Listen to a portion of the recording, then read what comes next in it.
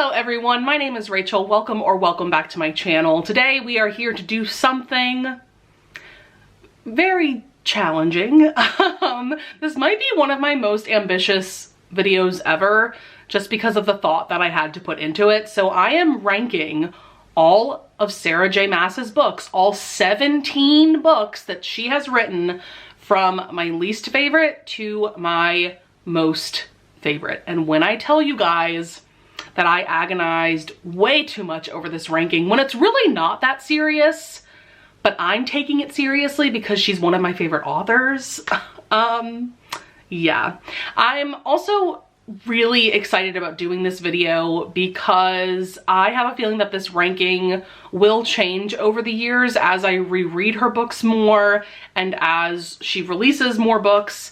But yeah, I'm kind of doing this in celebration of House of Flame and Shadow coming out. I did very recently come out with a reading vlog where I documented all of my reactions and different theories and connections. So if you've already read House of Flame and Shadow, I would definitely recommend checking out that video. I also want to point out that I will not be discussing any spoilers in this video because I'm hoping that this video could persuade some of you to either pick up some of her books for the first time, or maybe you've only read a few of her books and you haven't read some of her other series. So hopefully this video will encourage you to do so. So I will only be discussing different characters and their relationships with each other. I will not be discussing any major plot points. All right, guys, let's just get right on into the ranking. So my least favorite Sarah J. Maas book is going to be The Assassin's Blade, which is the bind up of prequel novellas in her Throne of Glass series. I am just going to throw out there now that Throne of Glass is definitely my personal favorite Sarah J. Maas series. You will see that very clearly as this video goes on. So in this bind up, we are following Celaena Sardothien, who is the main character of this series. And so in this bind up, she is like 16 years old, I think. And we are just following her life and her adventures before the first book, which is Throne of Glass. And basically, this is at the bottom of the ranking because I gave this 3.5 stars. It's a mixed bag. Some of the novellas I really enjoyed and I gave them 4 stars. Some of them I gave 3 stars, so I just averaged my rating to 3.5. I definitely think you still absolutely should read this bind up if you're going to read the Throne of Glass series. My personal recommendation is to read this series chronologically, so that would be with starting with The Assassin's Blade, but you also have the option of reading this kind of whenever you want to, as long as you read it before Queen of Shadows, which is the 4th book of the series. Also, if you are curious, these beautiful dust jackets that I will be holding up throughout the video are from the Dusty shop. I just am obsessed with the artwork. These are some of the characters that we see featured throughout this bind up, and here is Celaena being a badass assassin, you know? So next up in this ranking, I think we all knew that this book was going to be pretty low on the list, and that is A Court of Frost and Starlight. This is book, what, like 3.5 in the series. This is just a little like Christmassy, wintry novella that follows our cast of characters from the Court of Thorns and Roses series after the events of A Court of Wings and Ruin, which is the big finale of the first trilogy of this series. So listen, I actually really enjoyed this novella for what it was. If you think of it like an extended epilogue of A Court of Wings and Ruin, and you're just here for the vibes, I think you're gonna have a good time with it. But I know that there's a lot of people out there that absolutely despise this novella, and I can kind of understand why. It's no plot, just vibes. That's this novella, right? And I remember a few years ago when I first read the ACOTAR series, I planned on just skipping this novella altogether. I don't recommend you do that, by the way. I'm very glad that I ended up picking up this novella for sure. And there are some like interesting conversations and plot points going on that lead us into the next part of the series, which starts with A Court of Silver Flames. So again, I think this book is necessary to read, but just don't go into it with high expectations. So the next few books on this list, I definitely thought a lot about my specific ranking because I kind of feel the same about like these next 3 books or so. But next up, I decided to go with A Court of Thorns and Roses, which is book 1 in her Court of Thorns and Roses series. And yes, I have the collector's edition, which I will show you right now because this is a Sarah J Maas video after all. Like, I'm gonna show you all the copies I have. So this is the collector's edition. It comes in this like little sleeve, and then this is the book itself. Like, this is actually like one of the most stunning books that I own, and there's the forest and there's the wolf. So like I said, this is book 1 in her ACOTAR series, and I definitely enjoy this book for what it is, but at the same time, especially the first time that I had read this book, I'm not gonna lie, I was bored. Like, the whole first half, honestly, like the first 60% or so, I was bored. It wasn't until when I reread this book and listened to the graphic audiobook, that's when the story really came to life for me. But yeah, the first time that I read this just felt very slow, kind of lackluster in terms of just like the fantasy elements in general. I don't know. But then of course the plot does pick up towards the end. If you know, you know. But can we look at this cover, because it is absolutely stunning. Look at that. Her hand with like the tattoo. Also, let's look at the back of the Court of Frost and Starlight. This is the front with the sisters, and then the back with the Bat Boys. Look at them being so cute. All right, this next book I own 3 copies of. I have no self-control. That is Throne of Glass by Sarah J Maas, the first book in her Throne of Glass series. So I'm going to show you guys this one as well. This is also the collector's edition. I bought my copies off of Amazon. Look at that with the sword. And then the Stag of Terrasen. All right, I just had to show you guys that copy, but I will hold up my other 2 copies while talking about this book. So like I said, this is the first book in her Throne of Glass series, which is my personal favorite series of hers. I think that this is a really great start to the series. Is the writing juvenile? Yes. However, she started writing this first book when she was 16, so I'm gonna give it a pass. I definitely think it's a more interesting book than A Court of Thorns and Roses. It just has better pacing. And I love the plot of this. It's kind of Game of Thrones-esque, kind of Hunger Games-esque. At the very beginning of this book, we have Celaena Sardathian, who has been in the salt mines of Endovir. She's basically been a slave for a long time. The crown prince of the kingdom Adarlan comes and rescues her from the salt mines so that she can compete as his champion to be the king's assassin. And this really is just a fun time, just the tip of the iceberg with this series for sure. And then let me show you this cover from the Dusty Shop. Absolutely stunning. And there's the glass castle on the back. Ugh.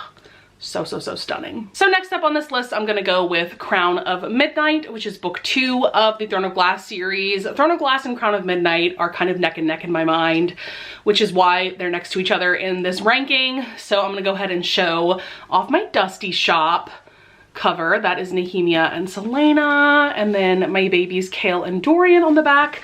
But yeah, this is the sequel to Throne of Glass. Obviously I can't get into any plot points, but this is another solid installment to the series. I don't really have a lot to say about this installment, except that I think this is a good bridge between Throne of Glass and Heir of Midnight. And yeah, it's just really solid. Another 4-star book for me. So next I have a couple books of hers that I've given 4.5 stars, and then all the other books in this video are going to be my 5-star reads, which is really where the ranking got agonizing for me. So next up we have Catwoman Soul Stealer. This is a part of the DC Icon series. This has literally nothing to do with Sarah's other books, but she did write this and I gave this 4.5 stars. This is just such a fun Catwoman origin story. I just realized that there is a poster inside. Like, how did I not realize that when I was reading the book? Oh my god! Look at her! Look at Selena Kyle. Love that for her.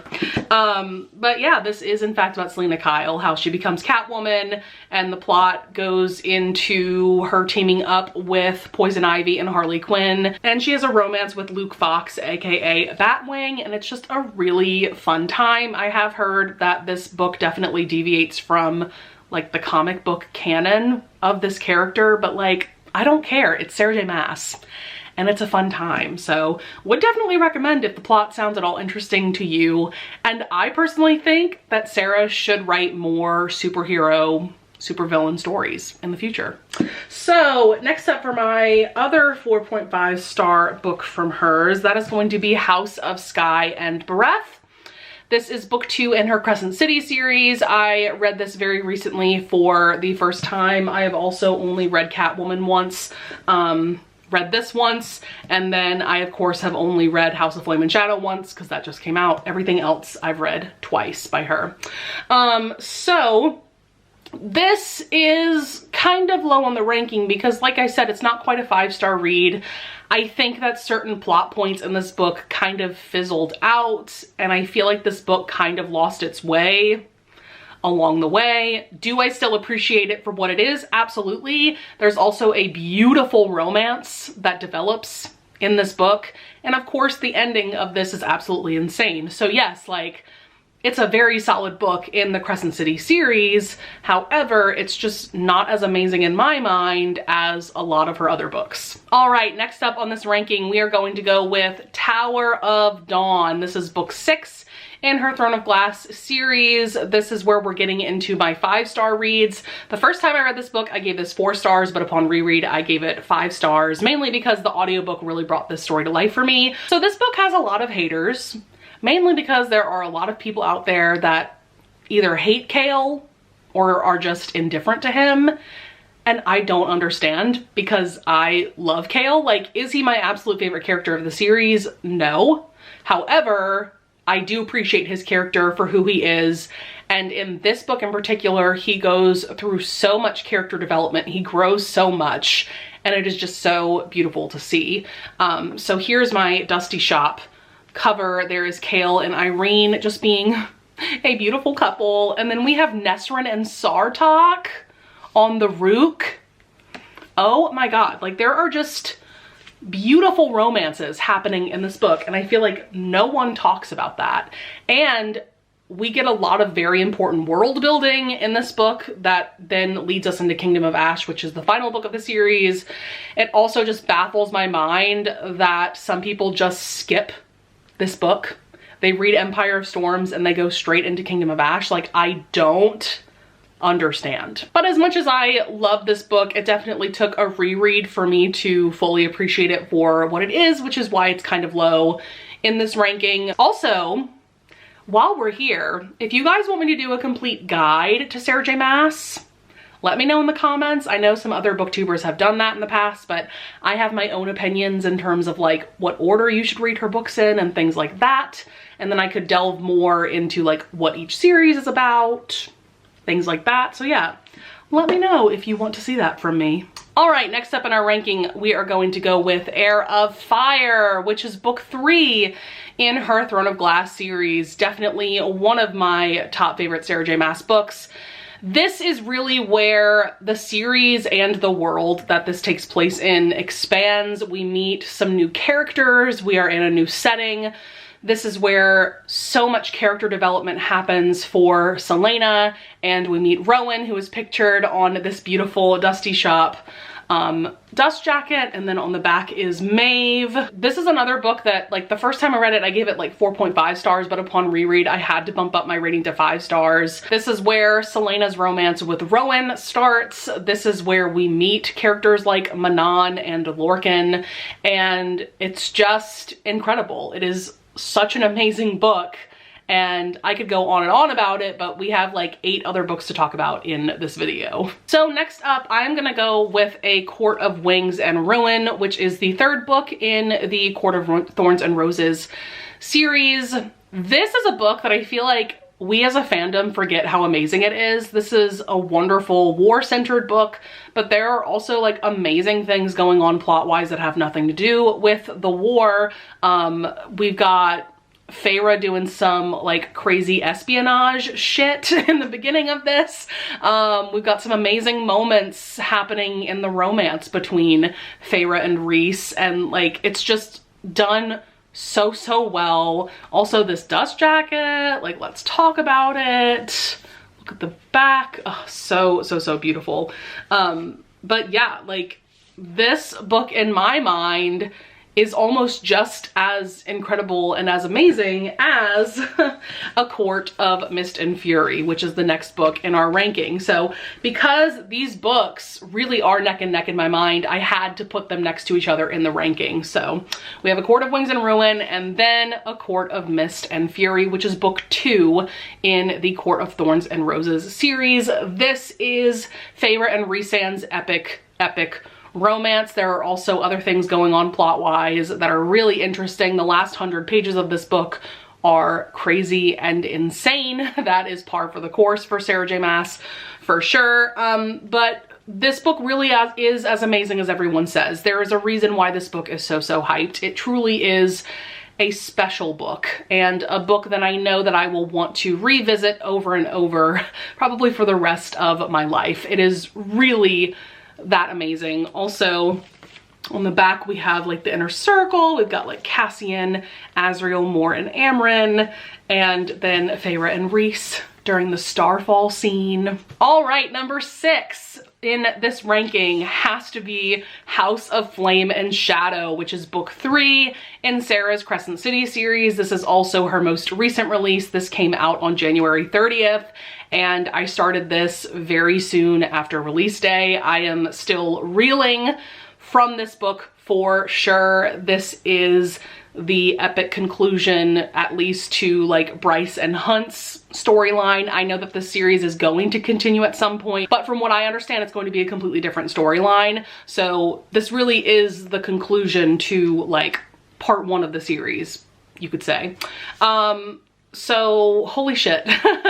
My brain is broken after reading this book. Like I said, I very recently came out with a reading blog dedicated to my thoughts and feelings and reactions and theories related to this book. I really think that this is one of Sarah's best written books. This is definitely a very epic, a very exciting book. There are points that definitely do impact me emotionally, but at the same time, I'm just not emotionally attached to this book like I am to my top 5. But also, I've only read this book once. Who knows, my thoughts and feelings could change upon reread, and they probably will, especially as more and more books of Sarah's come out in the coming years. All right, guys, we have made it to my top 5 Sarah J. Maas books. These are the SJM books that I truly think about all the time. I know that I will love these books until the end of time. I will want to reread them until the end of time.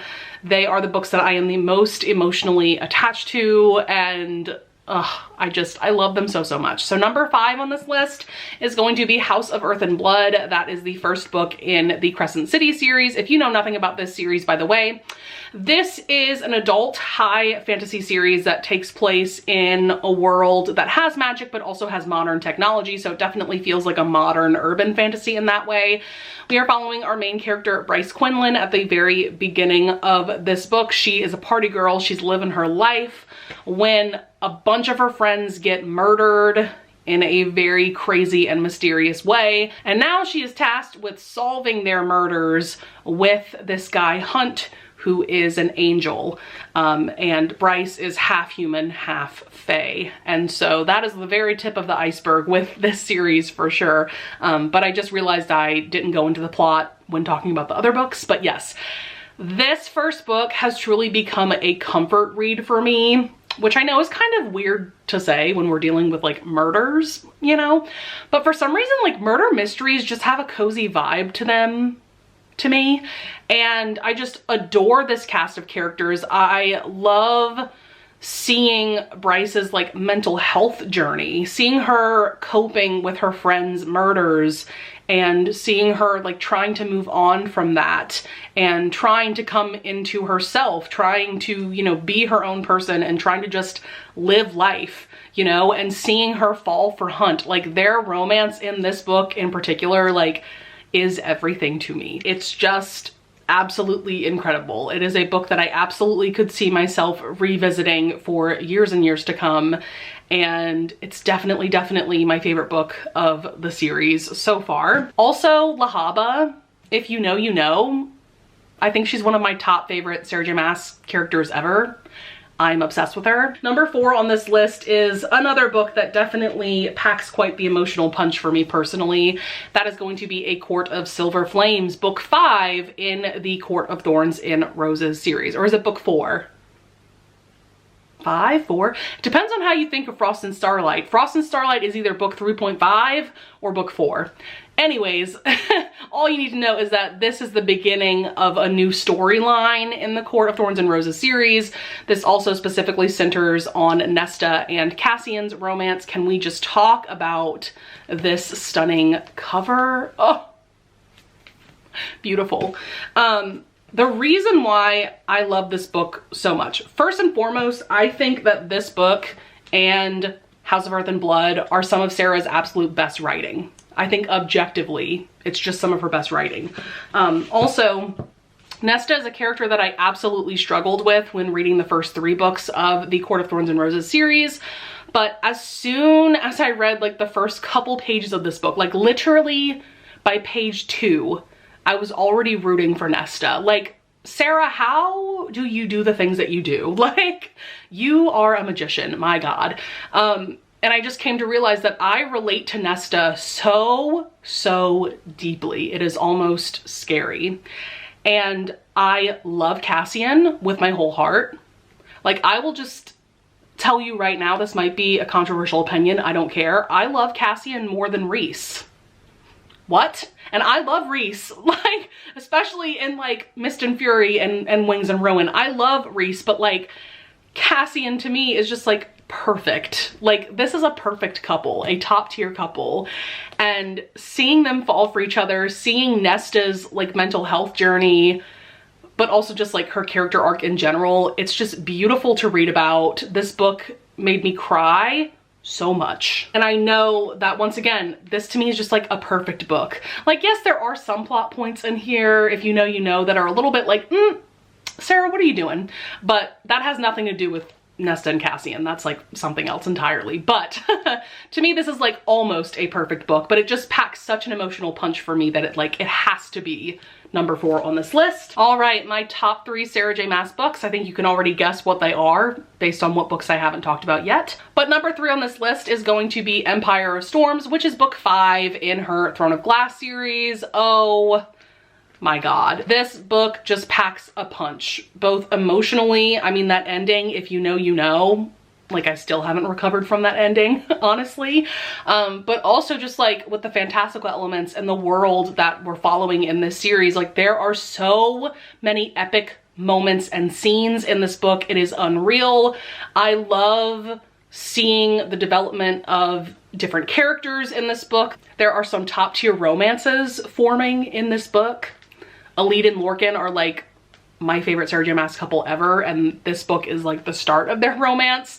But there's just so many characters that we're following in this book, like so many different POVs, and I think that it's all done so well. I feel like this book is a really great example of like slow and steady wins the race. Like, the pacing might feel a bit slow, but it definitely is very steady. And then by the end of the book, you're just like blown away by what you've just read. Also, while we're here, this is Lysandra and Aedion, 2 of my favorite characters of the series.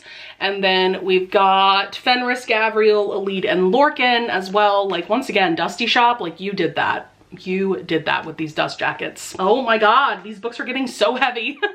Number 2 on this list. Oh my God. This book wrecks me every time I read it, and it is so worth the emotional trauma. That is Kingdom of Ash, the 7th and final book in the Throne of Glass series. And this is like the big daddy. This is almost 1,000 pages. You can't really tell from this copy because this has like Bible pages, but look at that. This is a thick boy, okay? And it is worth every page. Oh my God, the way that this wraps up this series, the way that so many plot lines come together, so many characters come together, we get the final big battle scene that we have been anticipating.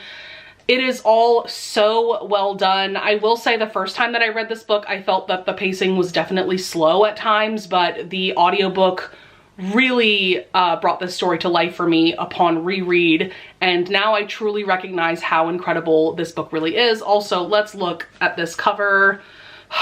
Aelin, being her iconic self, and then Manon, if you know, you know, emotional trauma. Oh my God, like that should actually be the title of this book. It is not Kingdom of Ash, it is just emotional trauma. Oh my God. But yeah, like this book is just so next level, and it truly is the epic finale that we all needed for this series, and that's why it has to be one of my absolute top favorite Sarah J Maas books. It is just that incredible. It makes me cry every time I read it. Like, just so epic and amazing and beautiful. All right, guys, we have made it to my top favorite Sarah J Maas book of all time. And I don't know that this will ever change. Like, I think this might always be my favorite Sarah J Maas book. And that is Queen of Shadows, book 4 in her Throne of Glass series. Let us look at this cover with Manon and Abraxos and Morath. So is this objectively Sarah's best book? No. However, when I started reading Sarah's books, I started with the Throne of Glass series, and then I read ACOTAR, and then I read Crescent City. So at the time I had read, you know, Assassin's Blade through to Heir of Fire, and I was having a good time, but I hadn't yet been blown away by one of her books. And then I read this little gem. This is where I discovered that Sarah loves to write the last 100 pages of her books to be like the craziest shit ever. Oh my God. The plot twists and turns at the end of this book are absolutely insane. Oh my God. I remember the first time that I read this book, I just like sat in awe, in silence after finishing this, because I was just absolutely reeling from what I had just read and what had just happened in this book and in this series. I was not prepared. I was not ready, okay? And so I think because of that like first read through experience, this will like always be my favorite Sarah book. And upon reread, I still really love this, and I still think of this as my favorite book in the Throne of Glass series. But that first read through experience, man, like nothing will compare, you know? And there are so many characters and plot lines coming together in this book, because in Heir of Fire, we're introduced to characters, like I said, like Manon and Lorcan. But in this book, all these characters are now coming together, and it's just so epic, and it's so cool. And like, I don't think I ever actually recovered from reading this book, you know?